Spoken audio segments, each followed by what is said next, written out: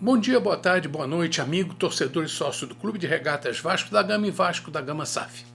Cadê o milionário grego, o italiano, o russo, o americano? Cadê as instituições milionárias que administram clubes pelo mundo afora? Eu disse e reafirmo, assumir a SAF do Vasco com a situação atual indefinida é um perigo que poucas pessoas ou entidades querem enfrentar. Pode até haver um louco que arrisque o dinheiro numa SAF cheia de penduricalhos jurídicos, mas ainda não vejo um excêntrico desses batendo na porta de São Januário. Enquanto isso, temos que pensar na atual administração e nas competições que temos em 25. E isso começa pelos jogadores que temos. A primeira janela de contratações e transferências de atletas no Brasil estará aberta até o dia 28 de fevereiro de 25.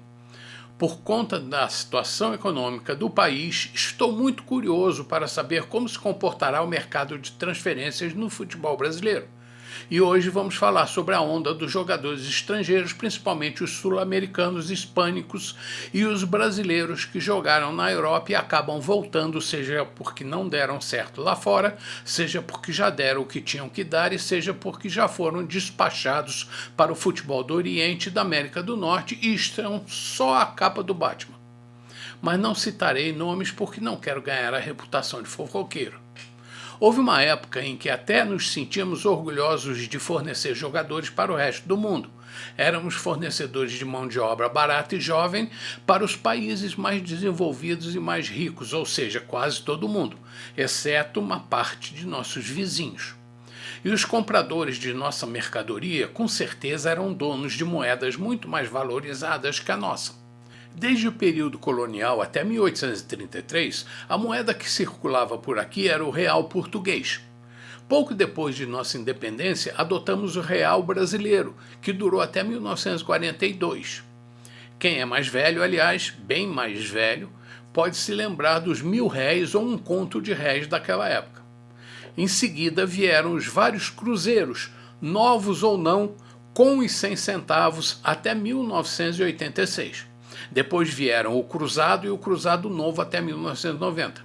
Como não deu muito certo, voltamos ao cruzeiro que resistiu até 1993, sendo substituído pelo cruzeiro real que durou até junho de 1994, quando deu lugar novamente ao velho, mas repaginado real de hoje.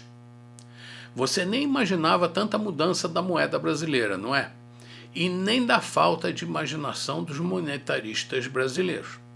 Mas essas recordações podem nos fazer acordar para o quanto nossos governantes nos manipulam até hoje. Talvez por isso eles são contrários à liberdade de expressão e à informação descentralizada que circula pela internet.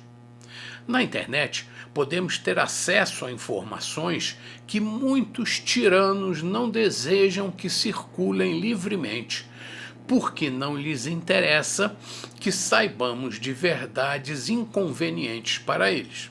Mas isso é outro assunto. Mas o certo é que, assim como o Vasco, o país vive até hoje tropeçando nas pernas quando se fala de finanças. Parece que, como brasileiros especialistas em aprimorar tudo que é de ruim, também os administradores vascaínos só fizeram aumentar o fundo do poço. Houve até recentemente um momento em que nosso país, apesar da pandemia, conseguiu respirar e enfrentar com valentia a crise e se destacar entre nossos vizinhos. Isso fez com que nossa moeda ganhasse poder em relação às demais moedas dos países da América do Sul. Infelizmente, essa situação durou pouco e hoje o real não consegue competir com o dólar e o euro. O que vem nos tirando também é supremacia em relação aos nossos vizinhos. Conseguimos contratar muitos jogadores de times tradicionais de nossos vizinhos, mas hoje temo que possamos encontrar dificuldades de atrair bons jogadores. Isso é ruim porque os contratos sempre são feitos com base nas moedas estrangeiras valorizadas que fazem os clubes brasileiros sangrarem suas combalidas receitas obtidas em reais para manter jogadores importantes no mercado da bola. Por conta de uma moeda fraca, os jogadores procuram constantemente reajustar seus contratos.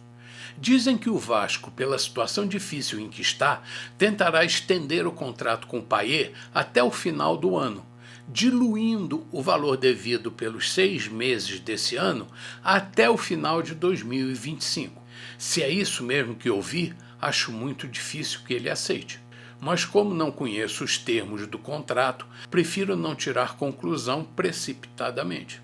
Como também não sei das condições acertadas quanto ao empréstimo de Coutinho e de muitos outros jogadores. Por causa disso, não sei se os jogadores estrangeiros que atualmente jogam no Brasil preferem ficar aqui ou sair do país. Não sei como pensam os jogadores estrangeiros. Se não possuem um vínculo emocional com o Brasil, o que os fariam aceitar e optar por renovar contratos e permanecer no país? Claro que o Brasil é muito atrativo. Aqui tudo é muito organizado, a segurança é inquestionável, a economia é muito estável, a tecnologia não deve nada aos centros mais desenvolvidos, etc, etc, etc. Claro que isso é uma piada. E o que vemos aqui é exatamente o oposto. Por isso, sou pessimista quanto a mantermos bons jogadores acostumados a ambientes mais seguros e civilizados, em todos os aspectos. Assim como sonho que um investidor, além de visualizar bons lucros com o futebol vascaíno, se apiede de nós, de nosso clube e nossa torcida e resolva colocar seu dinheiro num time que possa competir de igual para igual com os times mais fortes. Nossas maiores esperanças são depositadas numa população de mais de 220 milhões de habitantes, fonte de mão de obra e de público, e nossa enorme torcida, sempre presente nos estádios e nas TVs de todo o Brasil. Isso tudo para atrair um possível novo dono do futebol do Vasco. Porque se depender da situação política e econômica do país, e não entro em detalhes para não ser policiado pelos militantes, não consigo acreditar que um estrangeiro sério consiga depositar seu dinheiro aqui, a não ser que role alguma coisa por debaixo dos panos. Infelizmente, não tenho muitas esperanças de redenção para o Vasco. São muitos anos de descaso e muitos esqueletos a serem desenterrados. Mas o jogo tem que continuar e, como brasileiro e vascaíno, não desistem nunca, vamos torcer. Estaremos de olho no Campeonato Carioca, Copa do Brasil, Campeonato Brasileiro e Copa Sul-Americana. É isso, amigos. Bom dia, boa tarde e boa noite, amigo, torcedor e sócio do Clube de Regatas Vasco da Gama e Vasco da Gama SAF. Até a próxima.